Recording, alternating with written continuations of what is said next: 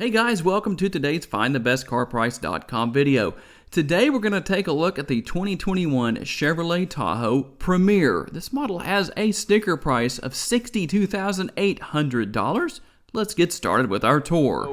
This is the Premier trim level that we're going to take a quick look at today. Look at really some of the more important features of what you will find on this trim level when compared to some of the others that I've looked at. If you want to see some of my other Tahoe videos, check out the description of the video. I will link those down there for you. That way you can take a look at a little bit more in-depth tour. As far as 2021 goes, a full redesign for the Tahoe. That includes the addition of a 3-liter diesel engine, if that's something you happen to be interested in. Now, one of the interesting traits of the Tahoe is the fact that it's still very much a truck-like SUV, but that doesn't mean it rides like trucks often do. In fact, with the newly implemented independent rear suspension, the ride quality has improved, much more comfort driving down the road. What else has changed? One thing I'm working on is to not say "okay guys" so much. Okay guys, okay guys, okay guys, okay guys, okay guys, okay guys. Yeah, so in the interior, see, I didn't say at that time, you're going to find increased space, not only for passengers, and here's the big thing. A lot of the time when you have a 3-row SUV like this, the rear seat passengers are the ones who are the most cramped. That's not the case here, as General Motors Chevrolet has increased the space between the middle and the rear seats by a reasonable amount to where there actually is a decent amount of leg space back here. And when you lower all of the seats, which can all be done automatically. Now, you can only raise the seats automatically back up here in the rear area. You'll have to do it manually with those middle row seats, but they do fold down automatically via the switches right here. But here's the change as far as cargo space goes, and it's rather impressive. From the 4th to the 5th generation of the Tahoe, 94.7 cubic feet is what you had previous to 2021. With the 21 version of the Tahoe, 122.9 cubic feet. I'm displaying all of that information on the screen for you, along with towing capacity for this particular model. Obviously, there are going to be some differences. And just a real quick look at the front exterior and just really all around the Tahoe so you can see what's changed as far as the body lines and the overall look goes. All of the lights, headlights, tail lights, daytime running lights are LED. And if I don't ever talk about this in the video, it never fails. Somebody's going to ask, are there built-in turn signals, turn signal indicators in the mirrors, side view mirrors? Yes, there are. But what I really want to show you are some really cool interior features. A couple of points of interest here concerning the rear seat area. With the rear seat access, there is a pass-through right here, but who wants to climb over and into the back seat right there? Not a big deal, because Chevrolet's obviously thought of that. You've got an option here to use a lever that says 2 times on it, and it pretty much tells you what it does. And then that was 1 time, that's 2 times. It just folds right up on its own. Or the rear seat passengers can use this right here to release the seat and get it up and out of the way. Or if they happen to get trapped back there and don't want to use the manual way right there, there is a button right here.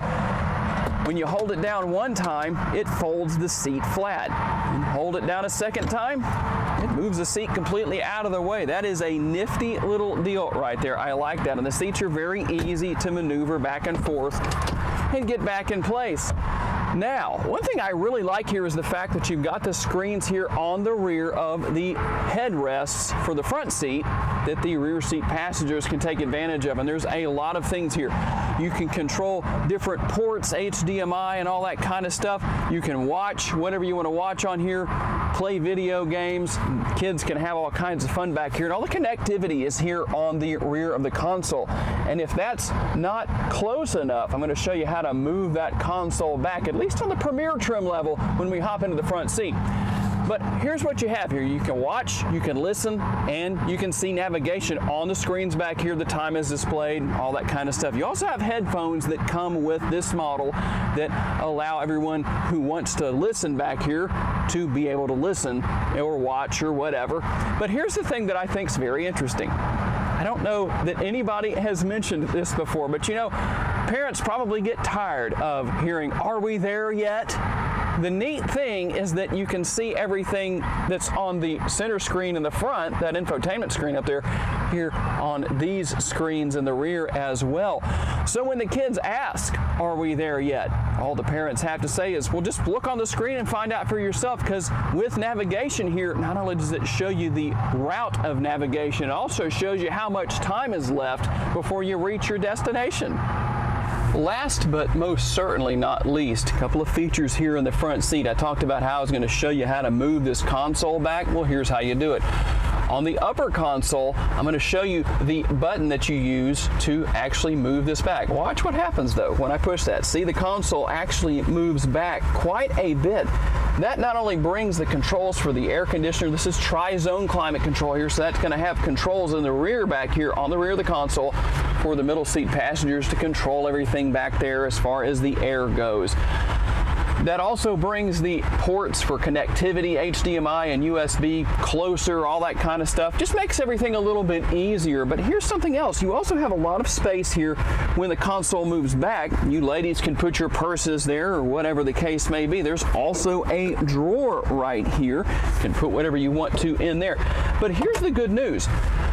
When you bring this back forward, everything is of course going to be basically locked and safe that's in that drawer right there. And if you valet your Tahoe when it's in valet mode, the console cannot be moved by the valet, like everything else basically as it is. Okay, one more thing I want to cover here. Almost said okay, guys. Yeah, we're trying to avoid that, trying to get out of that habit. So here's one of my favorite features here. Once you get used to it, it does take a little bit of getting used to, at least based on my experience, but once you're used to it, I think you'll leave it on all the time. You've got the conventional method of using your rear view mirror, but if you have a back seat full of passengers, well, it's going to obviously obstruct the view of the driver with the rear view mirror unless you use the rear view mirror camera option. And that in and of itself I think is really cool. But what happens if that's dirty? For example, you get in and you think, oh man, I got to go clean that. No, you don't. All you have to do is reach over here on the turn signal stalk. You know that thing that you use when you're driving down the road and you're changing lanes or turning? You always use that to let people know what you're doing. At least I hope you do. Yeah, if you live in Shreveport-Bossier, you probably don't. But anyway, let me get off my soapbox. I'm going to show you on the screen how you activate the rear view camera washer. It's actually very easy to do. As you can see, there's a couple of different ways to do that depending on if you have the rear window wiper on or not, but I really like that feature. And overall, with all of the changes and everything here, I know I'm not discussing everything. Like I said, if you want to see a full tutorial, I talk about the changes to the shifter and just the overall design and everything in some of my other videos. Those are down in the description of this video if you want to check that out when you finish watching this one, of course. To learn more about the model in today's video, visit the link in the description for a detailed comparison between trims and pricing for the vehicle we featured or any vehicle you may be interested in. These pages feature information such as our recommended trim level based on price, value, and features. Thank you for taking the time to watch today's video. We look forward to seeing you next time.